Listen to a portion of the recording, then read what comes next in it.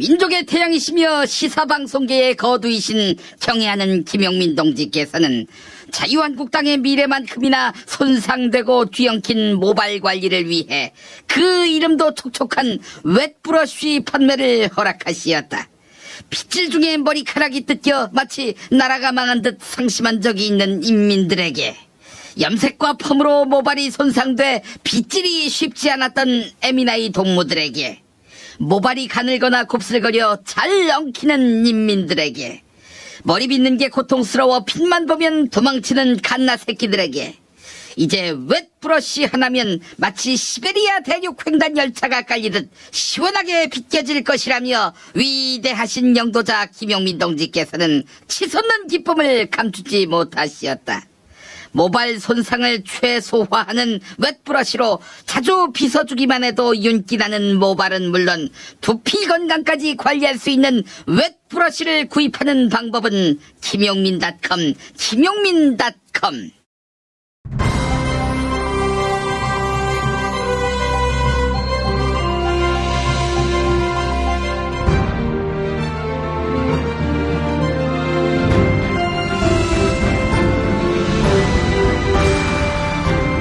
2018년 6월 13일 수요일입니다.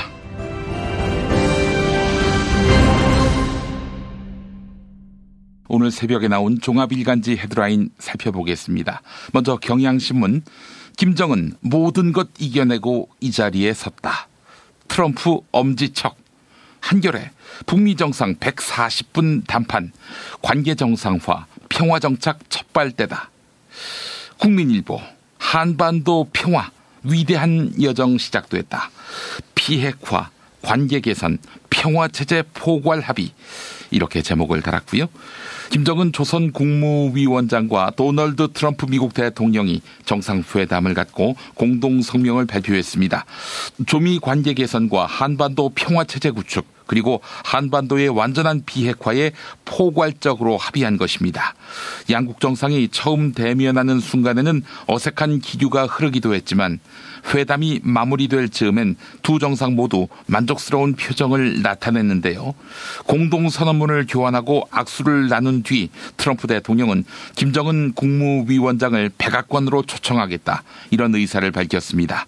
트럼프 대통령은 이 제안을 김정은 위원장이 받아들였으며 자신이 평양을 방문할 수도 있다고 강조했네요.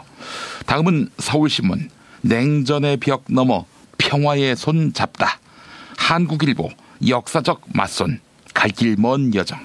세계일보, 2018년 6월 12일 아침 10시, 70년 냉전 깬 북미, 평화 여정 첫발, 이런 제목입니다.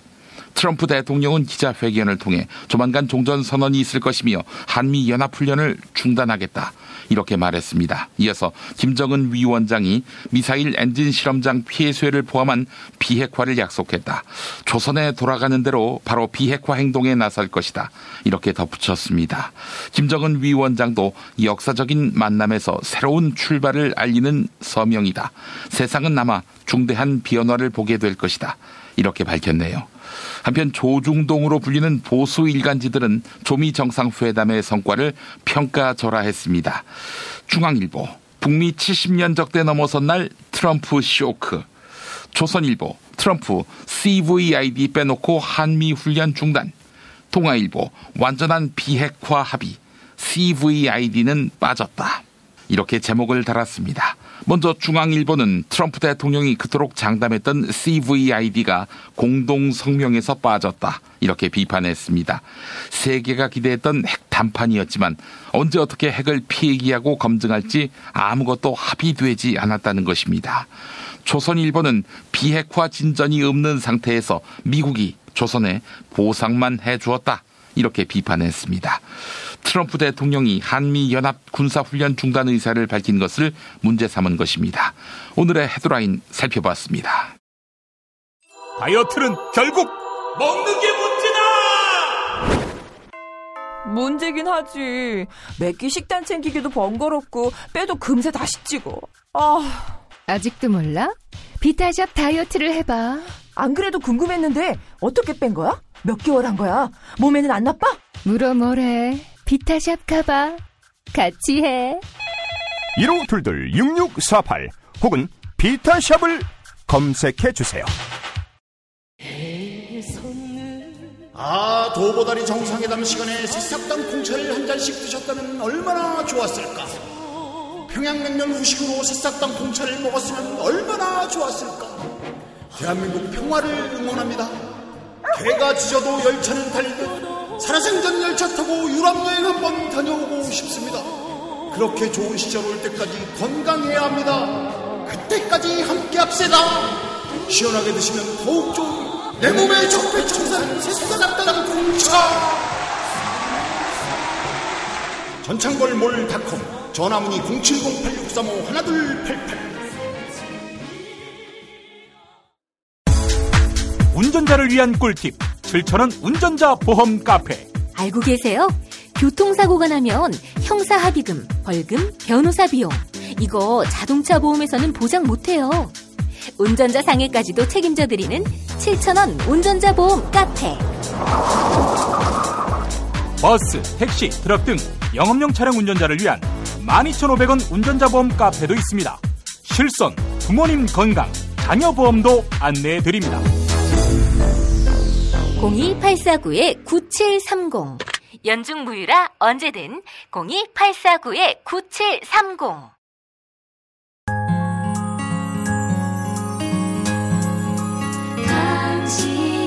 정직한 뉴스 보자관 김용민과 주파수를 맞춘다. 새로운 아침 특별한 선택 김용민의 뉴스 브리핑. 김용민의 뉴스 브리핑. 도널드 트럼프 미국 대통령은 김정은 조선 국무위원장과 공동 성명에 서명한 뒤 기자회견을 진행했는데요. 이 자리에서 트럼프 대통령은 김정은 위원장을 신뢰하지 않았다면 서명하지 않았을 것이다. 김정은 위원장의 핵 피해기 의지를 확인했다. 이렇게 거듭 강조했습니다. 기자들이 완전하고 검증 가능하며 되돌릴 수 없는 비핵화, 즉 CVID가 공동성명에서 빠진 것 아니냐 이렇게 추궁한 데 대해 반박한 겁니다. 한겨레는 어제 조미 정상회담을 통해 합의한 비핵화 프로세스는 자발적 비핵화라고 개념화할 수 있다고 풀이합니다. 김정은 위원장이 선제적 조처를 하면 트럼프 대통령이 호응하는 선순환 방식이란 겁니다. 두 정상이 성공적인 회담이라고 자평하는 데에는 이런 공감이 있었기 때문으로 판단됩니다. 트럼프 대통령은 CVID 원칙이 성명에 빠진 데 대한 우려는 전혀 없다면서 다음과 같이 강조했습니다. 우리는 북한의 체제 보장과 한반도의 완전한 비핵화를 위한 변함없는 약속에 대해 얘기했습니다. 이게 우리가 방금 서명한 성명서입니다. We talk about the guarantees and we talk about unwavering commitment to the complete denuclearization of the Korean Peninsula. This is the document that we just signed. 김정은 위원장은 이미 주요 미사일 엔진 실험장 폐기 작업에 들어갔다고 말했습니다. 이건 성명에 있는 게 아니라 우리가 합의한 이후에 나온 얘기입니다. Chairman Kim has told me that North Korea is already destroying a major missile engine testing site. That's not in your signed document. We agreed to that after the agreement was signed. 적절한 시기에 평양을 찾을 수 있기를 내가 매우 기대하고 있다고 김정은 위원장에게 말했습니다. Well, at a certain time I will. I said that will be a day that I look very much forward to at the appropriate time. 비핵화에 대한 구체적 조처가 공표되지 않았다 해서 속빈 강정과 같은 회담이다. 이렇게 예단하기는 어려운 상황입니다. 한겨레 보도였습니다. 김정은 위원장과 트럼프 대통령은 정상회담 공동성명에서 새로운 조미 관계의 수립을 가장 앞에 세웠습니다. 관계 정상화 문제는 향후 열릴 고위급 실무회담에서 다루어질 것으로 보입니다. 실제로 조선은 정상회담 관련 협상 과정에서 양국 수도에 대해 임시대사관 혹은 연락사무소 설치를 강하게 제기한 것으로 전해졌습니다. 다만 두 정상은 조미관계 정상화에 대한 구체적인 합의는 도출하지 않았는데요. 향후 고위급 실무회담에서 비핵화 문제와 연동돼 다뤄질 것으로 전망됩니다. 경향신문 보도 소개해드렸습니다. 정상회담 후 기자회견에서 트럼프 대통령이 추가적인 조미 정상회담을 예고했습니다. 트럼프 대통령은 김정은 국무위원장을 백악관으로 초청하겠다는 뜻을 밝혔고 김정은 위원장이 이를 수락했다. 라고 밝혔습니다.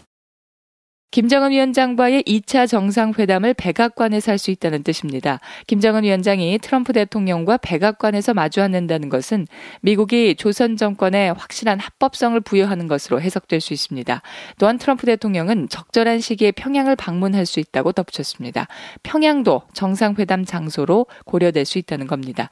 조미 정상회담 후속 조치를 위한 고위급 회담은 바로 시작될 전망입니다. 트럼프 대통령은 기자회견을 통해 조선과의 후속 회담을 다음 주에 개최하겠다 이렇게 말했습니다. 이상은 조선일보 보도였습니다. 조미 정상회담의 성패는 앞으로 있을 후속 회담에서 얼마나 구체적인 이행 방안을 도출해내느냐에 달려 있습니다. 후속 협상의 핵심은 결국 비핵화 로드맵이겠죠. 미국이 요구해온 완전하고 검증 가능하며 불가역적인 비핵화, 즉 CVID를 어떻게 담아내느냐가 핵심인데요. 그에 따라 조선이 요구해온 체제 보장 문제도 구체할 것으로 보입니다. 트럼프 대통령은 완전한 비핵화에는 시간이 걸린다, 이렇게 설명한 바 있죠. 이에 따라 트럼프 행정부가 미국 내부에 부정적인 여론을 달래며 주변국들의 협조를 유지해 나가는 것도 중요한 요소입니다. SBS 보도 전해드렸습니다. 트럼프 대통령은 정상회담 후 기자회견에서 전쟁이 곧 끝날 것이다 이렇게 밝히며 종전선언이 조만간 이루어질 가능성을 언급했습니다. 종전선언은 구속력이 없지만 냉전 체제의 해체 그리고 평화협정으로 가는 징검다리 구실을 한다는 점에서 의미 있게 받아들여집니다. 나아가 청와대 내부에서는 종전선언이 굳이 필요하지 않을 정도로 조선과 미국의 합의가 속도감 있게 진행됐다, 이런 평가가 나옵니다. 조선과 미국의 고위급 회담, 그리고 트럼프 대통령의 평양 방문과 김정은 위원장의 백악관 방문이 거론되고 있는 상황인데요. 이에 따라 정치적 선언인 종전선언을 뛰어넘어 구속력이 있는 평화협정으로 직행할 수도 있다는 겁니다. 한편 청와대는 김정은 위원장과 트럼프 대통령의 결단에 찬사를 보낸다, 이런 입장을 발표했습니다. 김희겸 청와대 대변인의 브리핑 들어보시죠. 낡고 익숙한 현실에 안주하지 않고 과감하게 새로운 변화를 선택해준 트럼프 대통령과 김정은 위원장, 두 지도자의 용기와 결단에 높은 찬사를 보냅니다. 6월 12일 센토사 합의는 지구상의 마지막 냉전을 해체한 세계사적 사건으로 기록될 것입니다. 미국과 남북한이 함께 거둔 위대한 승리이고 평화를 염원하는 세계인들의 진보입니다. 누구도 해내지 못한 위협을 마침내 이뤄낸 트럼프 대통령에게 다시 한번 경의를 표합니다. 김정은 위원장도 세계를 향해 과감하게 첫발을 내디딘 역사적인 순간의 주역으로 기억될 것입니다. 회담 성공을 위해 노력해준 리센룽 총리와 국제사회의 모든 지도자들께도 깊은 감사의 마음을 전합니다. 이번 합의를 바탕으로 우리는 새로운 길을 갈 것입니다. 전쟁과 갈등의 어두운 시간을 뒤로하고 평화와 협력의 새 역사를 써갈 것입니다. 그 길에 북한과 동행할 것입니다. 조미 정상회담이 열리자 한국의 친미 보수 진영의 반응은 묘하게 엇갈렸습니다. 정치권 일각에서는 반공 보수의 시대는 끝났다, 이런 의견이 나왔지만 보수 성향의 시민단체들은 조선에 대한 불신을 버리지 않았습니다. 먼저 태극기 혁명 국민운동본부 측은 또 한 번 조선 정권의 평화쇼에 속게되는 것은 아닌가 하는 우려가 있다고 밝혔습니다. 특히 이번 조선과 미국의 공동성명으로 인해 한미동맹이 흔들리거나 사라질 수 있다, 이런 우려를 제기했습니다. 서북청년단 역시 이번 합의로 조선 주민들을 억압 통제하는 상황이 보장될 수 있다고 강조했습니다. 다만 제양군인회는 미국에서 끝까지 주장한 게 CVID인데 그게 들어가지 않았음에도 공동성명에 서명을 한 것을 보면 향후 비핵화 조치가 추가로 논의될 것으로 보인다, 이렇게 지지 의사를 밝혔네요. 정치권에서는 반북 이데올로기를 근간으로 하던 반공 보수의 모습에서 변모해야 한다, 이런 자성론이 나옵니다.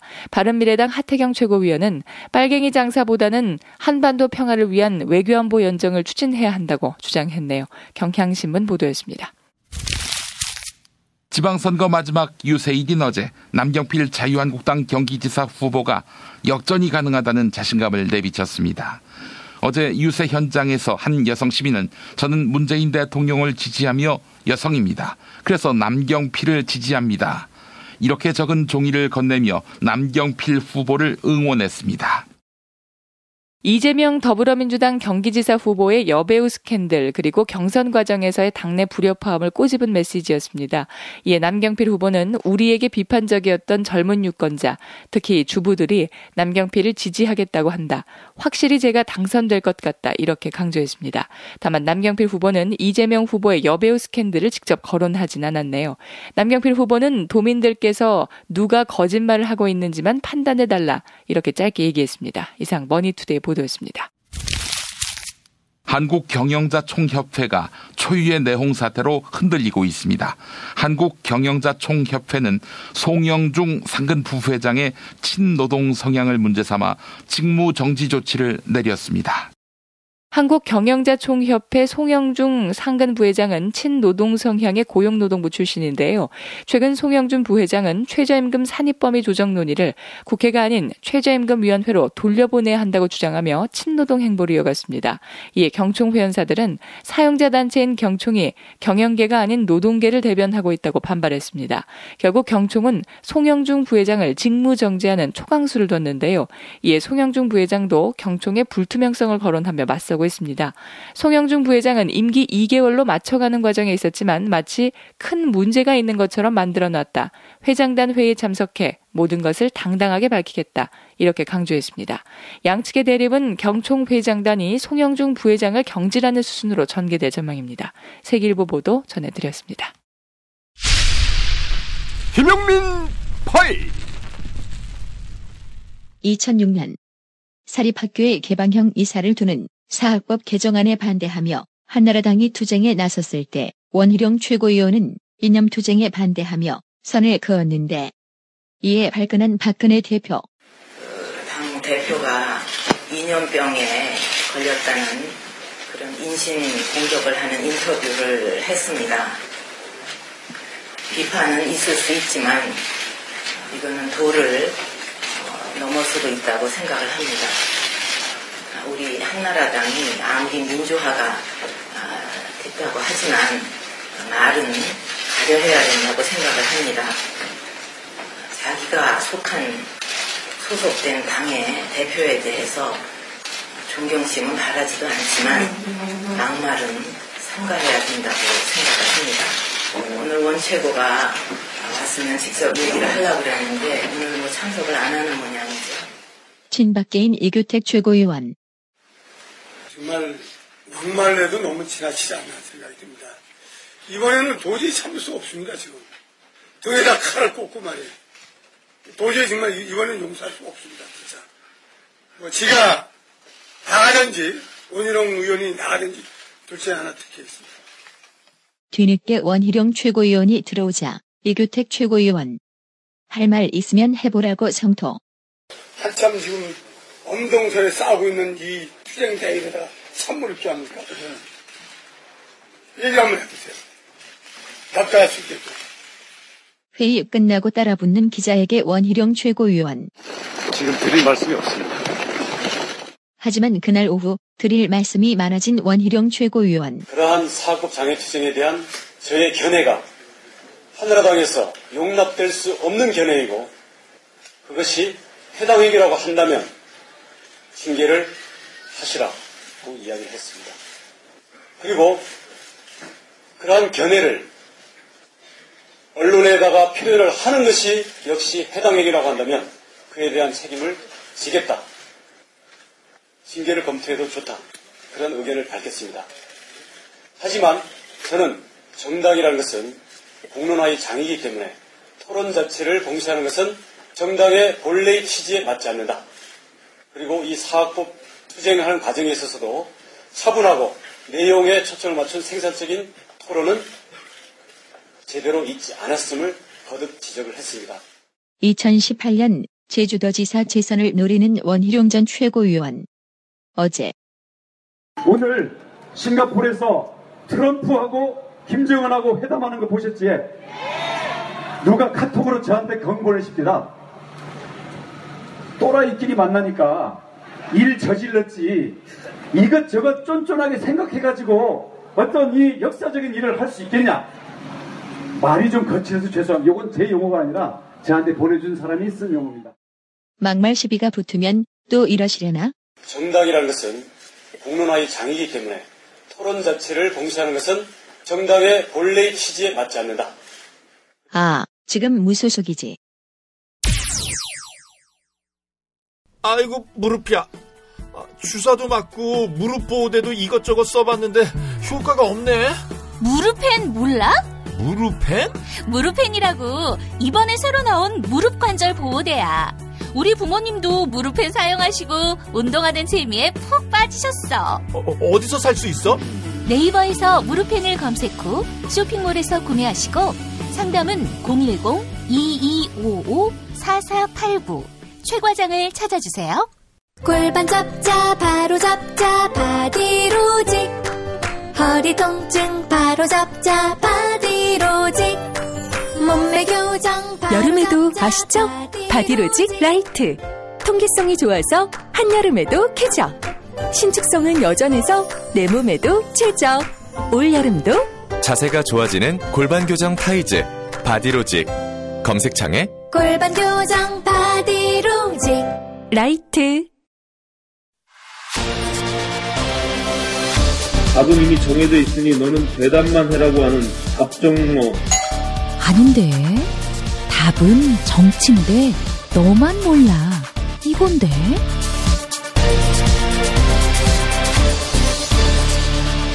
국민보좌관 김성회의 답정너.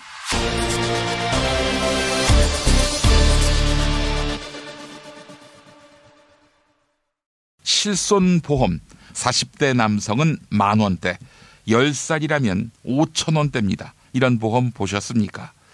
40세 여성 기준으로 월 2만원 치아 보험도 있습니다. 정말 대단하지요. 다음에서 7,000원 운전자 보험 카페 검색하시기 바랍니다. 저 김용민도 가입한 운전자 보험인데요.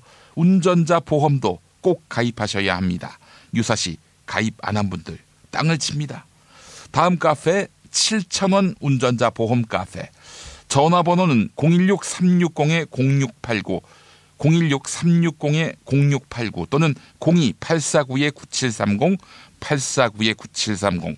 밤 9시까지입니다. 김용민 브리핑을 통해서 신청한다고 하시면 잘해주실 겁니다. 이제 답정너로 이어갑니다. 국회 더불어민주당 손혜원 의원실 김성회 보좌관 만나겠습니다. 김 보좌관님. 네, 안녕하세요. 네, 역사적인 북미 정상회담 그 이튿날, 오늘은 6.13 전국 지방선거입니다. 이렇게 박진감 넘치는 6월이 언제 있었나 싶습니다. 내일은 또 월드컵 개막일이죠. 월드컵은 좀 아무래도 떨어지죠. 뉴스 가치 면에서. 예, 월드컵이 다른 뉴스에 밀리는 걸 본 적이 없는데 사실은 오늘 이 순간까지 월드컵에 대한 뉴스는 어디서도 볼 수가 없는 것이 참 신기한 현실입니다. 스포츠보다 더 재밌는 정치, 한반도 정세 아니겠나 싶어요. 예, 뭐 이제 정치라고 하면 사실 한 사람, 한 개인이 본인이라는 자산 가치를 믿고 작게는 1억에서 많게는 10억 넘게를 투자해서 하는 도박 아닙니까? 위너텍스올. 이긴 사람이 다 먹는 한 판의 도박이라고 하면 사실은 지금 한반도 정세라는 것은 저희가 웃으면서 방송하고 있지만 7천만 한민족 전체의 운명을 건 전쟁이냐 평화냐의 기로에 걸려있는 정말 대규모의 도박이었다고 생각을 하고요. 네. 각자의 구성원들이 이래저래 플레이를 하느라 지금 보낸 세월이 벌써 70년 가까이 돼갑니다. 65년이 지났는데 네. 이제서야 결말을 보고 있다는 것. 어떤 의미에서 이제 평화로 체제로의 전환으로 이제 시작인 건데요. 네. 어쨌든 미국이 벌여넣었던 전쟁 중에 가장 오랜 기간 동안 수습을 하고 있는 것이라 생각을 하고요. 북미 정상회담 하는 거 보면서 사람들의 반응 이런 것들 쭉 보면서 느꼈던 것이 정말 많은 국민들이 이제는 두 발 뻗고 잘 수 있다. 이게 사실은 제일 중요한 문제인 것 같아요. 전쟁이 날지도 모른다라는 불안함이 항상 마음속에 있고 예. 그래서 군대를 가야 하고 새벽에 찬이슬을 맞고 내려온 사람은 간첩이 아닌가 의심을 해야 하고 옆에 앉아있는 사람이 북한에 대해서 좋은 얘기를 하면 저 사람이 빨갱이가 아닌가 의심을 해야 하고 또 북에 대해서 지나치게 너무 잘 알고 있음. 제가 지금 생각나는 건 초등학교 때 간첩 식별법이라고 선생님이 가르쳐주면서 한국 사람들은 상호간에라고 얘기하는데 북한 사람들은 호상간에라고 얘기를 한다고 하더라고요. 그렇죠. 호상이라고 하죠. 예, 그랬는데 제가 초등학교 6학년 때 아버지 친구분 댁을 놀러 갔는데 그 아버지 친구분이 호상간이란 말을 하는 거예요. 그래서 저는 정말 너무 깜짝 놀랐고 공포에 떨었고 이 사람이 간첩이면 어떡하나, 아버지 친구가 간첩이면 어떡하나 되게 막 불안해했었는데 아버지가 이제 집에 와서 해주던 말씀이 그 사람이 이제 북파공작원으로 북한에 간첩을 하러 들어갔던 분이었다고 말씀을 하셨습니다. 그러니까 이제 그 사람은 실제로 호상간이라는 말을 배워서 훈련을 받다가 그만 이제 한국에서 쓰면서 그런 말이 나왔다. 예. 어쨌거나 모든 국민들이 서로를 바라보면서 의심을 해야 했던 시절이 있었던 겁니다. 예. 입만 열면 그래서 빨갱이냐 친북이냐 뭐 북한을 따르냐는 얘기들을 했었고 그것 자체가 욕이 되는 이런 상황이었는데요. 저는 지난번 김정일 위원장과 김대중 대통령의 역사적 60 공동선언 때도 똑같은 생각을 했었는데 그때도 저는 동대문에 있는 민주당 지구당 사무실에 출근해서 일을 하던 중이었는데 예. 회담 결과를 보고 난 다음에 갑자기 거기에 모여있던 당원들이 김정은 위원장에 대해서 칭찬을 하기 시작하는 겁니다. 통이 크다느니 뭐 사람이 똑똑하다느니 결정을 빨리빨리 해서 좋다느니 이런 칭찬을 하는데 전 그 순간까지 단 한 번도 이 민주당 모임에 가서 김정일 위원장을 칭찬하는 사람 본 적이 없었거든요. 예. 그런데 이번에도 같은 일이 좀 벌어지고 있다고 봅니다. 지금은 이제 페이스북 타임라인에서 그런 걸 많이 느끼는데 사람들이 김정은 위원장과 문재인 대통령이 만난 직후부터 김정은 위원장의 장점에 대해서 이야기를 하기 시작을 했습니다. 그전까지는 사실 김정은 하면 전쟁광이고 살인마고 일가 친척도 권력을 위해서는 다 죽이는 사람이라고 얘기를 많이 하고 그 사람에 대한 어떤 좋은 말을 전혀 할 수 없는 분위기지 않았습니까? 예. 근데 이제는 뭐 심지어 미국 대통령까지 나와서 똑똑하다느니 굉장히 결단력이 좋다느니 뭐 이런저런 칭찬을 해가면서 이야기를 하고 이것이 비단 대통령 한 사람에 그치는 것이 아니라 같이 맞대고 있는 한국 사람들도 김정은 위원장에 대해서 좋은 이야기를 하기 시작했다는 것. 그러니까 김정은은 어떤 의미에서 봤을 땐 이웃나라의 정치인으로 인식하기 시작했다는 것이 저는 엄청나게 큰 시대적 변환이라고 생각을 하고요. 어쨌거나 이렇게 방향을 잡아온 데는 김대중 대통령의 햇볕 정책, 그에 이은 노무현 대통령의 14공동선언의 정신이 면면이 흐르고 있다. 지금 민주당이 집권을 하고 문재인 대통령이 정부를 운영하고 있기 때문에 이런 것들이 다 맞아 들어가서 이걸 뭐 트럼프가 잘했다, 김정은이 잘했다, 문재인이 잘했다라고 따질 문제는 아니라고 저도 생각합니다. 예. 이건 천운인 거죠. 우리 분단 역사 70년에 한 번 주어지는 천운의 기회였고 그 기회를 각자의 플레이어들이 잘 잡았던 거고 그런 와중에 중간에 회담이 깨질 뻔한 위기를 겪으면서 김정은 위원장이 문재인 대통령에게 SOS를 치고 2차 정상회담을 가지고 이러한 연속적인 만남을 통해서 결국은 북미 정상회담의 성공이라는 결과까지를 전 도출했다고 생각을 하고 그렇기 때문에 민주당의 존재 의의가 전 바로 여기에 있다고 생각합니다. 민주당이 지금까지 뭐 서민을 위한 정당, 무슨 정당에서 사실 많은 이야기들 하고 많은 부분 지키지 못한 것도 있고 또 열심히 하려고 한 것도 있고 했지만 결국은 남북 문제를 해결하는 평화가 바로 답이라는 초질관의 마음을 가지고 지금까지 정당을 운영해왔고 그런 정치인들을 배출해왔고 그 정점에 문재인 대통령이 있지 않았나.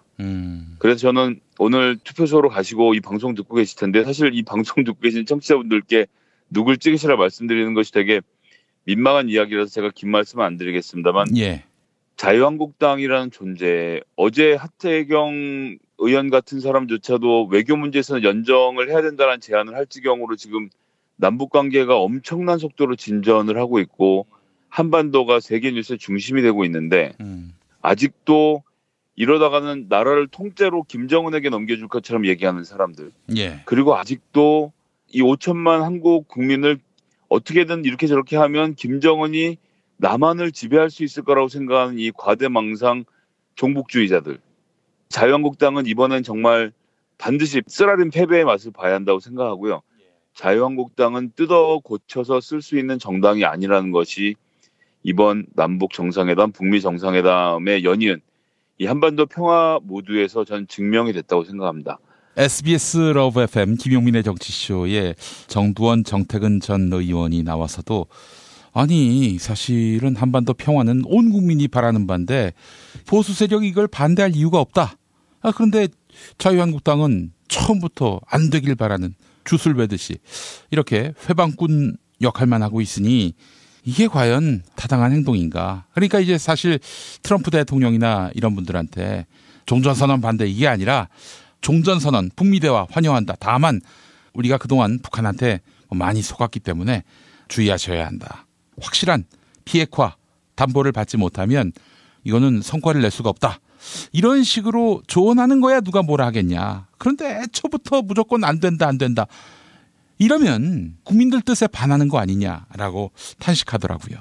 네, 그렇습니다. 자유한국당이 깽판을 칠 거였으면 이렇게 쳤어야죠. 아니 문재인은 남북 문제 해결하고 북미 문제 들여다보느라 정신이 없어갖고 내수경제 다 망치고 지금 길거리 서민들이 죽어나가고 있다. 이 경제 어떻게 할 거냐라고 따졌다고 한다면 그것은 사실은 아니지만 어쨌거나 일부 국민들의 마음을 움직일 수 있었겠지만 여기 나가서 계속 김정은이 우리나라를 집어삼키면 어떡하냐 이런 과대망상이 어디 있습니까? 김정은이 무슨 능력으로 대한민국을 먹어치운다는 겁니까? 무슨 능력으로 이 나라를 차지할 수 있다는 건지 어떻게 남침이 가능하다고 생각하는 건지 전 한심하기가 진짜 이루 말로 할 수가 없는 거죠. 그런 식으로 논점을 잡고 지금까지 쌓아온 것이 바로 자유한국당의 본질이라는 겁니다. 그렇기 때문에 한반도 평화체제 시대에는 정말 어울리지 않는 이념을 갖고 있는 정당이라는 것이고요. 자유한국당은 이번 지방자치선거가 시작입니다.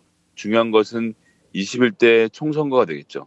이 총선 과정을 통해서 보수가 뭐 새롭게 거듭난다 만다 말을 할 것도 없습니다. 심지어 어떤 보수적인 인사들은 신문기고를 통해서 차라리 자유한국당을 없애고 민주당을 두 쪽 내서 두 팀으로 나누는 게 낫겠다라는 자주 섞인 말을 하는 지경으로 갔는데요.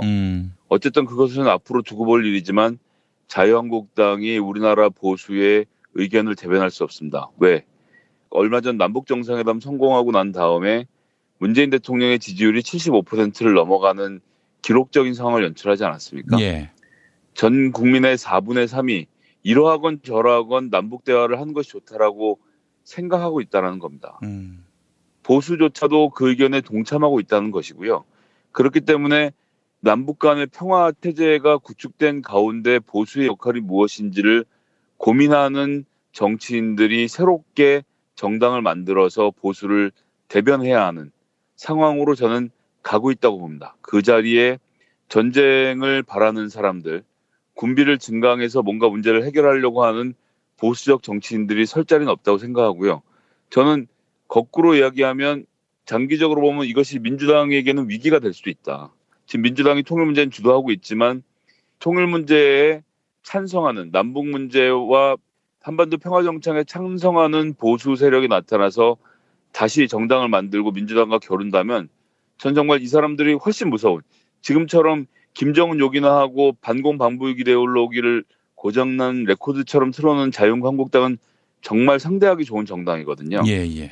하지만 정말 이제 무서운 보수들이 전 앞으로 탄생할 것이라고 보고 그런 보수가 탄생을 해서 정상적인 정당 정치를 하는 뭔가 얘기를 하면 그 이야기에 반대하고 찬성하는 것으로 토론을 하는 뭔가 말을 꺼냈는데 넌 김정은 편 아니냐, 너는 북한 편 아니냐, 넌 빨갱이냐 아니냐라는 이야기는 더 이상 안 듣는 그런 정치가 좀 시작되었으면 좋겠고요. 예. 남북 정상회담과 북미 정상회담 그에 이어서 있을 남북 중미 이렇게 또 4개국의 회담들과 한반도의 평화 정착 이런 기조들에 맞춰 나갈 수 있는 정당이 이번 지방자치선거에서 선택받아야 하고 다음번 총선에서 그러한 세력들이 압도적으로 국민들의 선택을 받아서 문재인 정부 국정운영 하반기를 책임져야 한다라는 자세로 저희 민주당원들도 임할 것이고요. 청취자분들도 그런 점을 좀 눈여겨 지켜봐 주셨으면 하는 바람입니다. 저는 여러 설명할 거 없이요.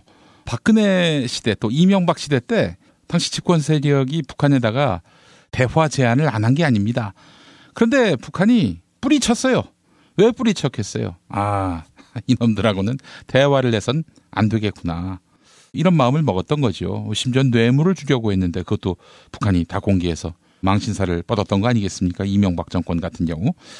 그러니까 이제 남한과 대화할 수 있는 정부, 정당은 어딘가라고 했을 때 과연 자유한국당이 선택을 받을 수 있는지 이거 곰곰이 자성해야 됩니다. 네, 전 말씀하신 게 정말 맞다고 생각하고요. 그리고 이제 김정은 국무위원장이 굉장히 의미심장한 말을 했죠.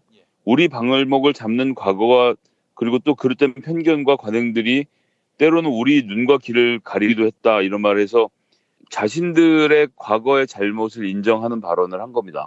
그러니까 이것은 저는 전쟁 쪽으로 몰고 가려는 군부에 대한 이야기일 수도 있고 아니면 본인 아버지의 정치에 대한 평가일 수도 있다고 생각을 하는데 그것이 어떤 의미이든 또 과거로 돌이켜보면 대선 때 총 좀 쏴달라고 돈 보내주면 북한에서 총 쏘고 이랬던 것이 불과 10몇 년 전의 일이지 않습니까? 예. 그런 역사를 가지고 있는 나라인 겁니다. 이제는 더 이상 북한이 우리 정치에 개입할 일이 없어지고 또한 남한 내에 있는 그 어떤 세력도 북한을 이용해서 정치를 하려는 그런 기조가 없어진다면 이제부터가 정말 이념 정당의 시작이고 정책 정당의 시작이고 국민들이 정말 쇼핑하는 마음으로 난 어떤 정당을 선택할까라는 생각을 할 수 있는 시대가 곧 열린다. 그 시대로 가기 위해서는 자유한국당만 없으면 그 다음은 정말 우리 국민들이 한번 해볼 수 있다 생각하고 지금 그 열심히 준비하고 있는 신진 정치인들 그것이 보수이든 진보이든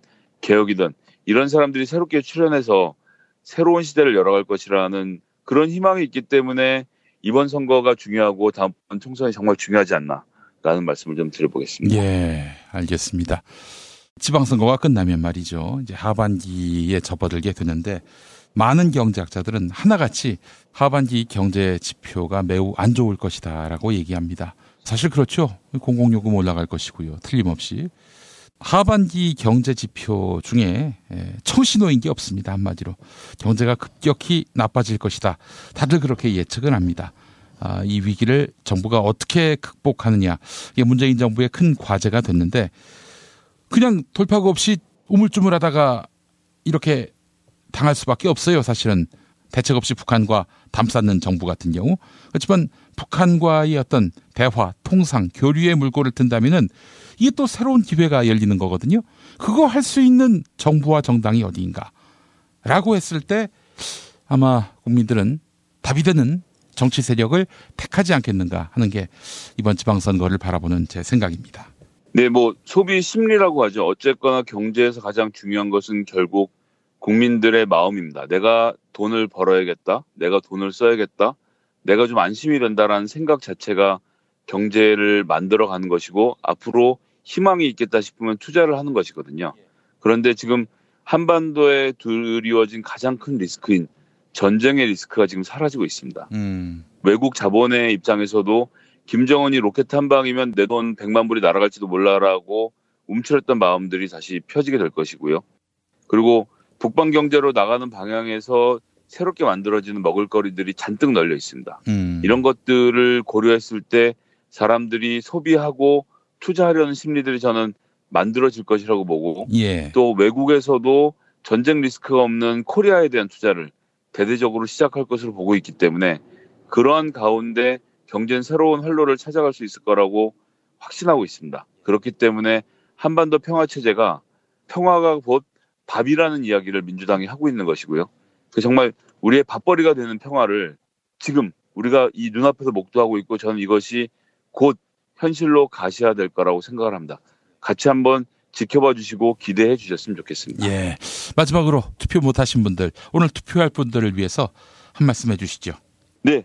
선거는 정말 중요합니다. 그리고 제가 몇 번 말씀드렸습니다만 전 11표 차로 패배해본 선거 캠프에 일해본 경험이 있기 때문에 다시 말씀드리지만 한 표 한 표가 선거를 만들어야 합니다. 내가 한 표 찍고 내가 귀찮지만 아는 친구에게 전화 한 통하고 투표 안 하러 갈 그놈한테 카톡 한번 보내는 것이 정말 선거 결과에 막대한 영향을 미친다는 것. 그리고 지방자치 선거는 표집이 작아서요. 구의원 선거 같은 경우는 실제로 한 표 차로 당락이 결정되는 경우도 많이 있었습니다.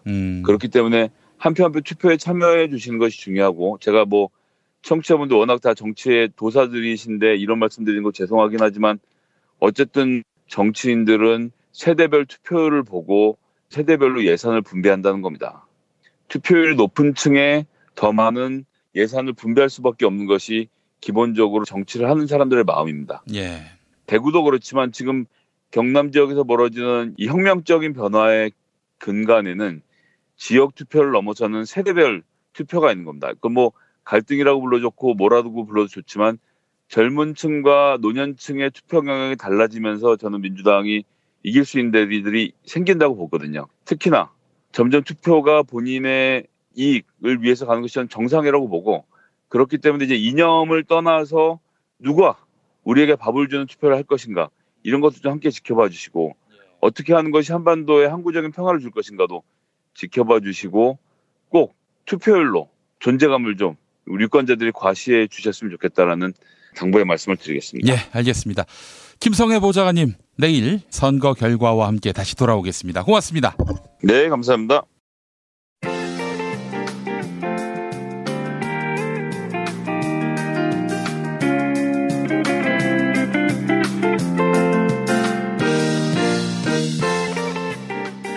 여러분 안녕하십니까? 지금부터 전국 17개 시도교육청과 무관한 2018학년도 뉴스 듣기 능력평가를 시작하겠습니다. 가정이나 직장, 차량, 야외에 계시는 애청자 여러분께서는 팟캐스트의 음량을 알맞게 조절하여 주시고 팟빵 게시판에 정답과 이메일 주소, 사연을 써올리시기 바랍니다. 모든 문제는 한 번씩만 들려드리니 잘 듣고 지시에 따라 물음에 답하시기 바랍니다. 이제 시작하겠습니다. 카카, 큰일 났습니다. 뭐가 또 큰일 났어요? 북한과 미국이 가까워졌습니다. 천하의 트럼프와 천하의 김정은이 가까워졌다? 그러면은 혹시 문재인 패싱? 문재인이가 두 사람 엮어줬지요. 패싱이라니요. 그럼 오늘 선거는 어떻게 되는 거야? 우리 자유한국당 패싱이 될 가능성이 있습니다. 야, 근데 욕먹을 때가 좋은 거다. 나중엔 아예 무관심의 대상이 될 수가 있어요. 아무리 난리부르스를 피워도 사람들이 보질 않습니다. 지난 대선 때부터. 뭐 할 수 없지. 욕먹을 짓을 더 하는 수밖에. 그러다가 다음 총선에서 지면요? 그러면은 그땐 쌍욕을 먹어야지. 응? 잊혀지면 안 되니까. 언제까지 그래야 하죠? 내가 감옥에서 나올 때까지. 응? 그때까지 니들에게 희망이 있는 줄 알아? 카카, 혹시 제가 희망이 되면 안 될까요? 카카가 나오시면 90이 넘으시는데 이 고령의 정치가. 야, 너도 그때 구순이야. 응? 죽지 않고 살아있으면 네가 하든지. 응? 카카, 천상천하 유아독존입니까? 왜 자기밖에 모릅니까? 야, 니들 중에 나를 대신할 놈이 있어? 안 키워주시고서는. 야, 나는 누가 키워줬니? 날 키워준 사람이 있어? 아버지 박정희 대통령이요. 아빠가 나한테 해준 게 뭐가 있는데? 아빠가 나한테 해준 게 뭐가 있냐고? 이거 저 드라마로 가는 겁니까? 그렇다면은 아빠는 통상이 때. 너 씨발 나 뺨 때렸어? 이때 드라마를 보면 아빠가 딸의 따귀를 때리지 않습니까? 그래서 저도 야, 난 너 같은 친일파 아빠 둔 적 없어. 친일파 아빠 둔 적이 없으시다니. 카카, 선거철에 몸 조심하십시오. 가짜뉴스 단속 심합니다. 아빠가 친일파가 아니래. 문제 드리겠습니다. 우선 선물부터. 오는 21일 개봉 예정인 영화 아일라의 예매권 2장 모두 10분께 선물해드립니다. 영화 아일라는 한국전쟁 속에서 피어난 사랑을 풀어낸 감동실화인데요. 최근에 주연 배우 김설씨가 청와대에 초청돼서 화제를 모으기도 했죠. 예매권을 받고 싶으신 분들은 사연과 이메일 게시판에 적어주시기 바랍니다. 다음 안 후보님. 뉴스 듣기 능력 평가 정답자에게 도서출판 창비에서 협찬한 책 우리가 촛불이다 선물해 드리겠습니다. 촛불 집회를 생중계하면서 시민과 함께했던 장윤선 기자가 23차례 촛불 집회 그날의 기록들을 소환했습니다. 우리가 촛불이다. 많은 관심 부탁드립니다. 다른 정답자에게는 애주가들의 핫 아이템 술친금 한 박스 보내드립니다. 검색창에서 술친금 찾아주세요. 이번엔 회창이 형.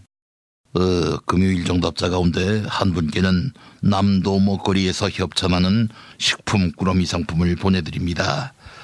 인터넷 주소창에 남도먹거리.kr 입력해 주시기 바랍니다. 금요일 정답자 가운데 다른 한 분께는 골반 보정 속옷 바디로직 리포머 팬츠 선물해 드립니다. 포털 사이트에서 바디로직 검색해 주시기 바랍니다. 그리고 금요일 정답자 가운데 다른 한 분께는 머문 빌리지 이용권을 격주로 보내드립니다. 총 3,000평의 대지와 건물 2동을 오직 한 팀께만 서비스하는데 포털 사이트에서 머문 빌리지 찾아주시기 바랍니다. 그리고 클로징에서 사연이 소개된 분에게는 올인원 향수비누 헤이브로 올인원 파워바 선물해드립니다. 머리끝에서 발끝까지 비누 하나로 검색창에서 헤이브로를 검색해 주시기 바랍니다. 퀴즈입니다. 문재인 대통령이 북미 정상회담을 마치고 귀국길에 오른 트럼프 미국 대통령과 전화통화를 했습니다. 트럼프 대통령은 대통령 전용기에서 전화했는데요. 미국 대통령 전용기 이름 뭔지 아십니까? 알지. 1번 땅콩 항공, 2번 에어포스 원, 3번 더 프레지던트 에어포트, 4번 B1B, 5번 제공호.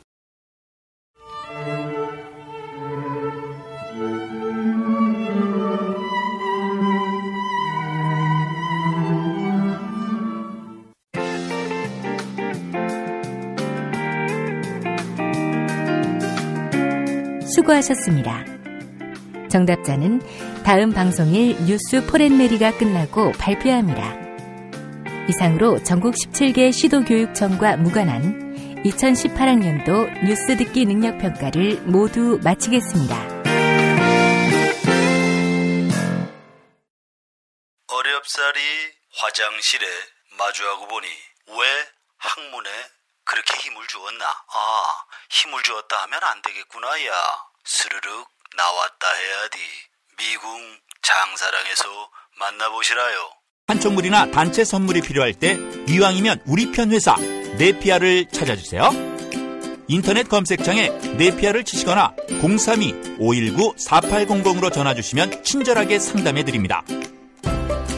그런데 상품은 뭔가요? 네피아를 가서 고르세요. 3만 가지가 넘는 물품이 있어요.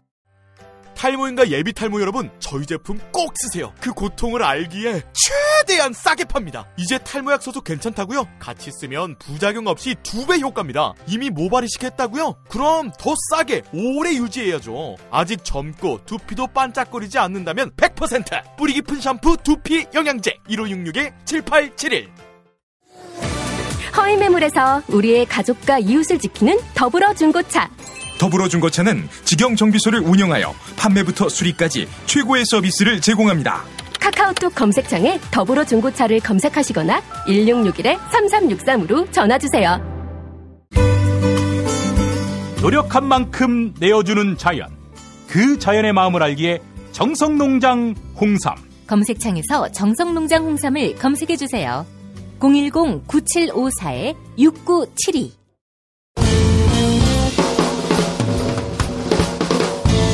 미디어 오늘 정상근 기자가 뉴스 속의 뉴스를 짚어드립니다. 정상근 기자의 오늘 미디어.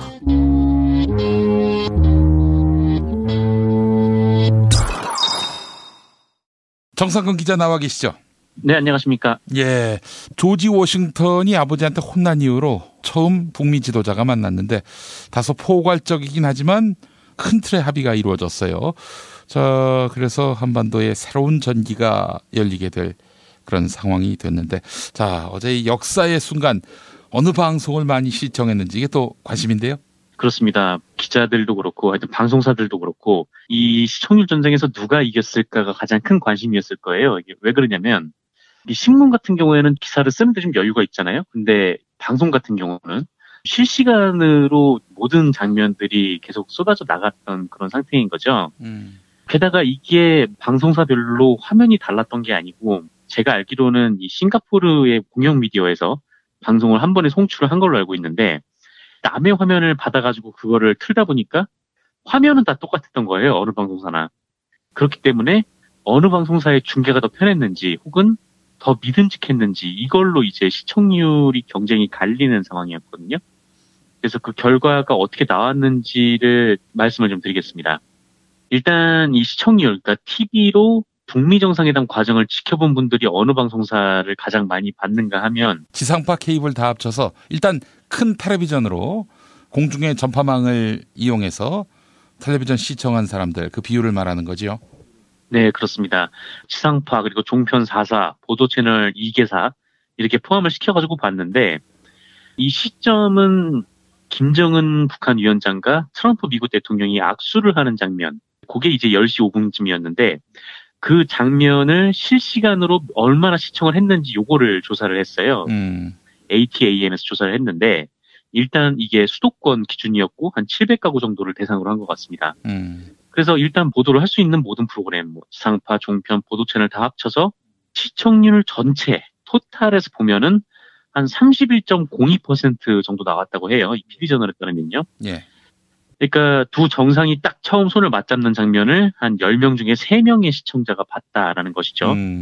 이게 사실 출근하는 날 오전인데, 그러니까 평일 오전인데 좀 놀라운 시청률이긴 하죠. 예. 그리고 이거를 방송사별로 따지면 역시 아까 말씀드렸듯이 JTBC가 가장 높이 나왔는데 7.04%였습니다. 예. 그리고 이어서 SBS가 2위였어요. 6.3%. 그다음에 KBS가 5.69%로 3위였고요. 그다음에 MBC가 4.19% 4위였다라고 합니다.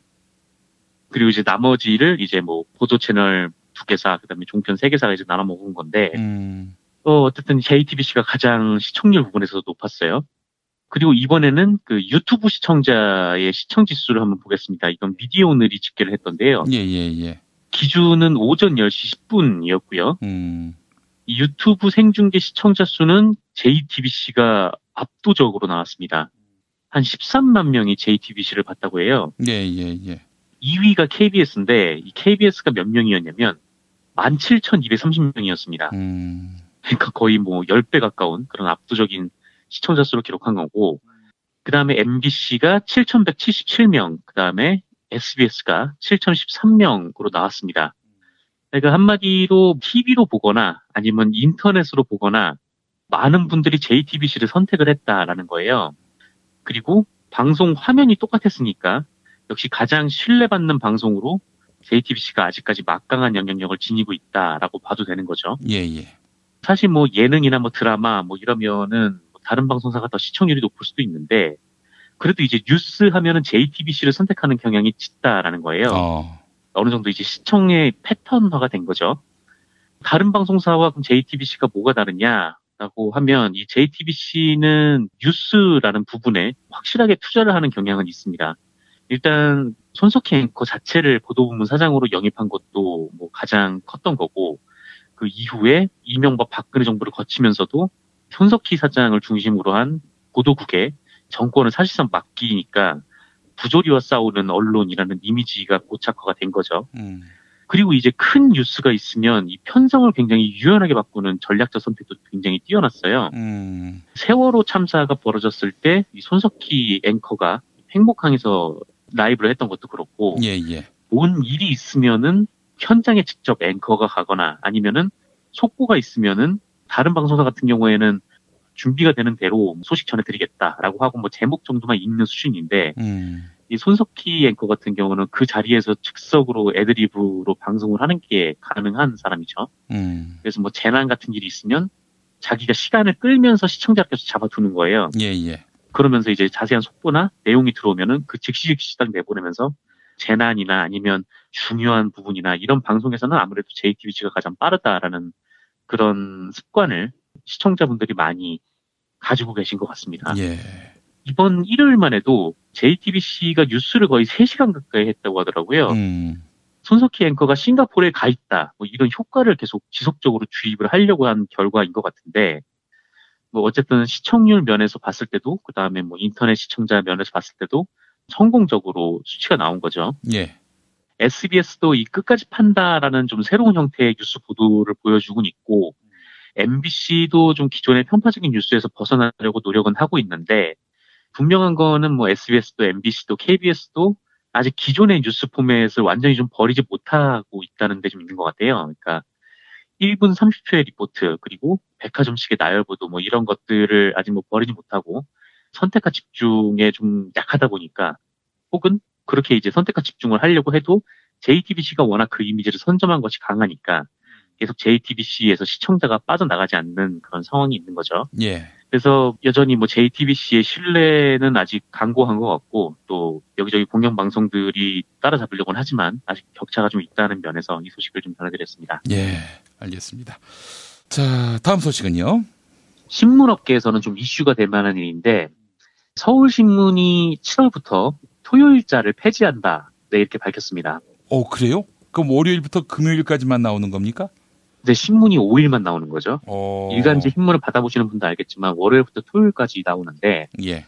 보통 이 토요일 같은 경우에는 뭐 토요판이라고 해가지고 좀 말랑말랑한 기사 뭐 그런 것들이 많아요. 네, 그것도 이제 뭐 노동 강도가 워낙 높으니까 노동 강도를 해소하는 측면에서 그렇게 좀 말랑말랑한 아이템으로 그렇게 준비를 했었는데 서울신문은 그나마도 이제 없애겠다라는 거죠. 아하. 왜 그러냐면 다음 달부터 이 300인 이상 사업장들이 주 52시간 노동을 적용받아요. 근데 이 대형 매체 같은 거, 일간지 같은 경우에는 300인 이상인 사업장이 많아가지고. 그렇죠. 네, 이 언론계에서 지금 고민이 많다라고 합니다. 그래서 일부에서는 채용이 진행되고 있는 것도 있어요. 예. 근데 뭐 신문에서는 뭐 하지만 뭐 이렇다 할 움직임은 없었는데 지난 11일에 서울신문이 실국장 회의를 열어서 토요일자 폐지를 확정하고 공표를 했습니다. 그러니까 나름 주 52시간 근무의 대책을 내놓은 게 서울신문이 중앙일간지 중에선 처음으로 내놓은 거예요. 예. 그래서 서울신문은 이 토요일자를 발행하지 않는 대신에 평일에 28면에서 32면이던 지면을 32면에서 36면으로 직면을 한다고 하고요. 예. 특히 금요일자는 40면으로 꾸릴 예정이라고 합니다. 평일 기사량을 늘릴 뿐만이 아니라 온라인 콘텐츠를 뭐 지면에도 넣고 뭐 어떤 섹션을 또 신설을 하고 이런 것도 고려를 하고 있다고 하는데 예. 굳이 이렇게 하는 이유는 뭐 사실 요새 신문 열동률이 많이 줄어서 온라인에 많이 좀 치중돼 있죠. 독자들도 온라인으로 보는 데 익숙하고요. 이미 그 월요일부터 금요일까지만 신문 내는 종합일간지도 생겼어요. 그 문화일보 석간. 네네. 석간은 주로 이제 직장에서 사업장에서 많이 보기 때문에 가정집보다는요. 그래서 토요일 오후에 배달해봐야 안 봐요. 뭐 직장에 사람이 없으니까. 그래서 이제 월요일부터 금요일까지만 배달을 하는데 이 조간신문인 서울신문도 그렇게 한다는 거 아니겠어요? 네.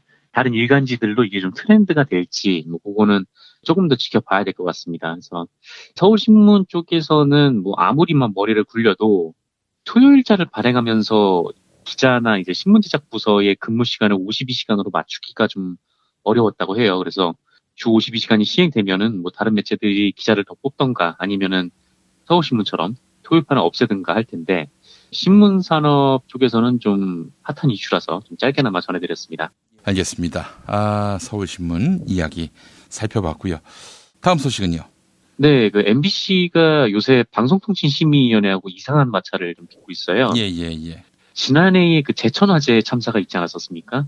네, 이 MBC가 긴박했던 대피초기 우왕좌왕이라는 제목의 리포트를 방송을 한 적이 있거든요. 예. 당시 MBC가 제천 화재 현장 CCTV 영상을 공개를 하면서 대원들이 제대로 구조하지 않고 우왕좌왕한다 뭐 이런 보도였어요. 예. 그런데 이에 대해서 119 소방복지 사업단이 보도가 사실과 다르다 이렇게 문제를 제기했었습니다. 예. 그러니까 MBC가 구조를 안 했다라고 지적한 사람들은 구급대원들이어서 이 사람들은 불을 끄러 안으로 들어갈 수가 없는 사람들이었다고 해요. 그리고 우왕좌왕했다라는 사람은 현장 지휘관이어서 여기저기 둘러보고 좀 작전을 내려야 하는 사람이었다라고 합니다. 그리고 뭐 뛰지 않고 걸었다라고 했는데 원래 규칙상 소방 현장에서는 뛰어서는 안 된다 뭐 이런 얘기도 있다라고 하고요. 그래서 이 MBC가 비판을 굉장히 좀 세게 받았어요. 예. 소방 쪽은 물론이고 뭐 네티즌들로부터도 비판을 굉장히 많이 받았는데 비판이 거세지자 MBC가 정정 보도가 아닌 반론 보도를 냈는데 요게 더 사람들의 심기를 건드려서 결국 지난해 12월 31일에 사과 방송까지 내보냈었습니다. 예. 그리고 지난 4월에 방송통신심의위원회가 전체 회의를 열어서 뉴스데스크가 제천화재 당시의 사고 영상을 담은 CCTV 보도로 소방대원의 명예를 훼손했다 라면서 법정 제재에 해당하는 주의를 내렸어요. 예. 이게 말이 주의지 사실 벌점이 1점 들어가는 중징계로 분류가 되거든요. 예. 그런데 잘못을 인정하고 사과까지 MBC가 했는데 여기에 MBC가 갑자기 이 주의 처분에 불복을 하고 재심을 청구한 거예요. 벌점이 들어가는 제재니까 뭐 MBC 입장에서는 벌점이 좀 과하다 이렇게 얘기를 하면서 뭐 재심을 청구할 수 있는데 예. 그런데 이 MBC의 주장은 과하다가 아니라 본인들이 잘못을 한 게 없다라는 취지로 재심을 청구했다는 거예요.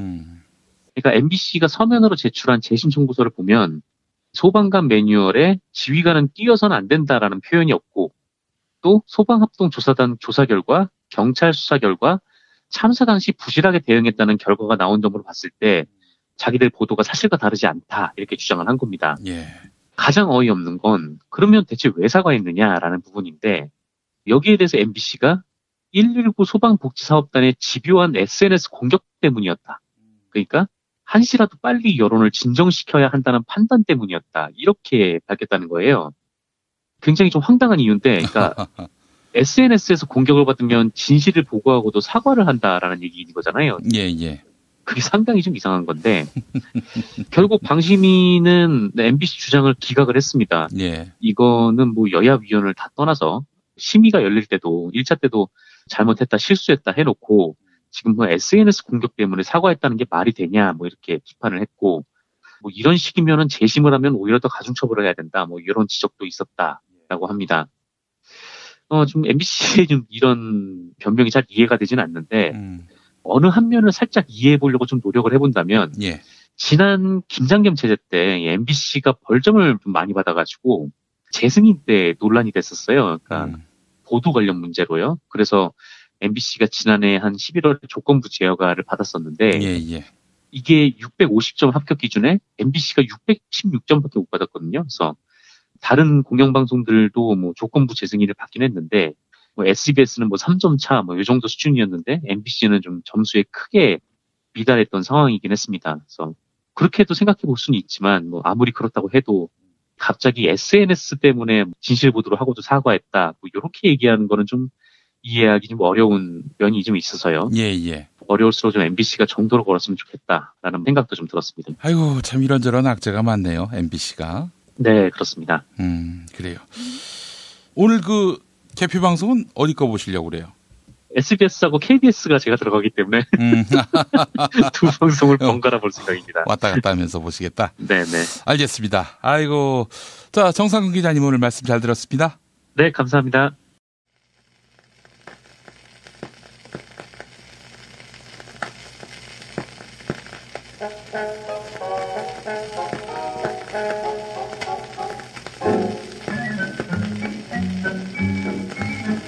자, 한반도 리스크의 핵심이던 북미 관계가 해빙 무드에 접어들었습니다. 행복의 나라가 우리 앞에 성큼 다가왔을까요? 포크 음악으로 한 시대를 풍미했던 장은하 씨 버전의 행복의 나라 듣고 오겠습니다.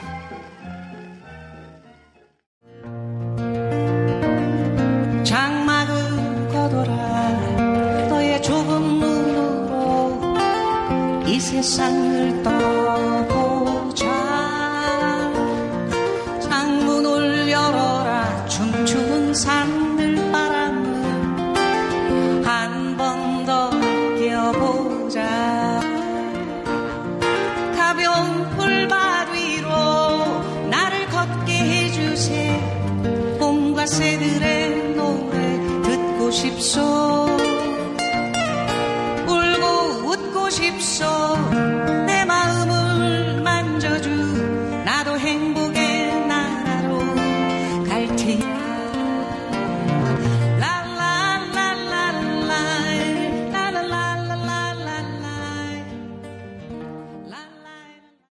탄핵 때문에 뭐 이야기를 전달을 하려고 해도 길을 막고 듣질 않아요. 해족 수준으로 쪼그라든 한국 보수. 회생의 길은 과연 있을까? 변화된 정치 환경. 갈 길 잃은 보수에게 새로운 희망을 제시한다. 애국 보수의 화려한 부활과 집권을 위한 본격 가이드. 김용민의 신간 보수를 지켜라. 진중권도 투표하는 보수 정당. 광주에서도 일당이 될 수 있는 보수 정당. 젊은이들의 입당이 줄을 잇는 보수 정당. 언제까지 민주당 정의당을 부러워만 할 것인가? 부러우면 진다니까? 자유한국당 당원 김용민이 쓴 보수를 지켜라. 이김에서 나왔습니다.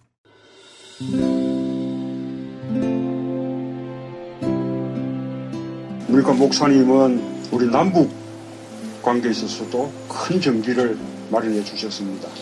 늦봄 문익환 목사 탄생 100주년. 민주화와 통일운동을 위해 11년 4개월간 옥고를 마다하지 않은 행동하는 양심. 오늘 우리가 누리고 있는 이 민주주의도 문익환 목사님 덕분이 아주 큽니다. 그가 24년 동안 살았던 서울 강북구 인수복로 통일의 집이 6월 1일 문익환 통일의 집 박물관으로 거듭납니다. 사람들이 이렇게 항상 북적북적 이렇게 했던 공간이라 아버지한테만 아니라 우리 모두들한테 굉장히 큰 의미가 있는 통일의 역사를 기억하며 통일의 길을 모색하는 문익환 통일의 집 박물관 기념사업 추진위원으로 함께해 주시겠습니까? 이건 단지 어떤 유가족들의 유산이 아니라 우리 시대가 가지고 있는 유산이기 때문에 자세한 안내는 포털 사이트에서 문익환 통일의 집을 입력해 주세요.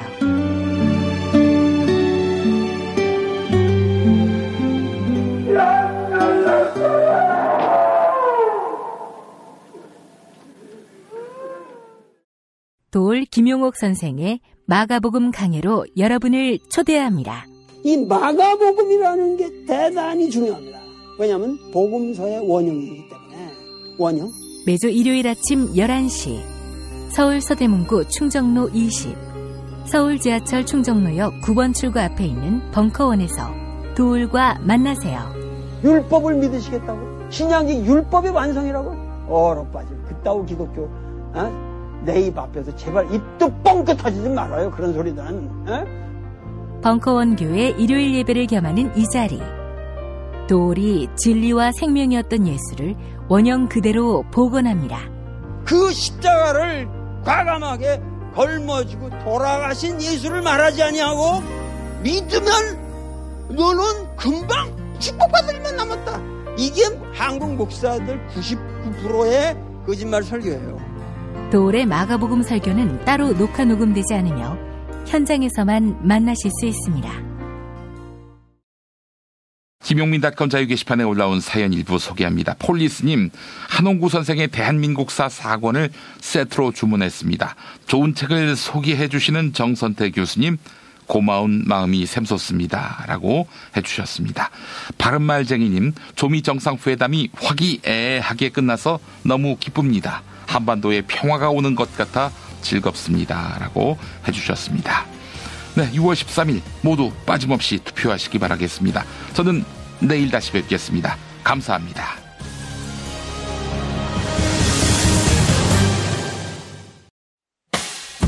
김용민 브리핑과 함께한 시간 어떠셨어요? 다음 시간에도 보다 바르고 알차며 즐거운 정보로 여러분을 찾아가겠습니다. 팟캐스트 포털 팟빵에서 다운로드하기, 구독하기, 별점 주기, 댓글 달기로 응원해주세요. 잊지 마세요.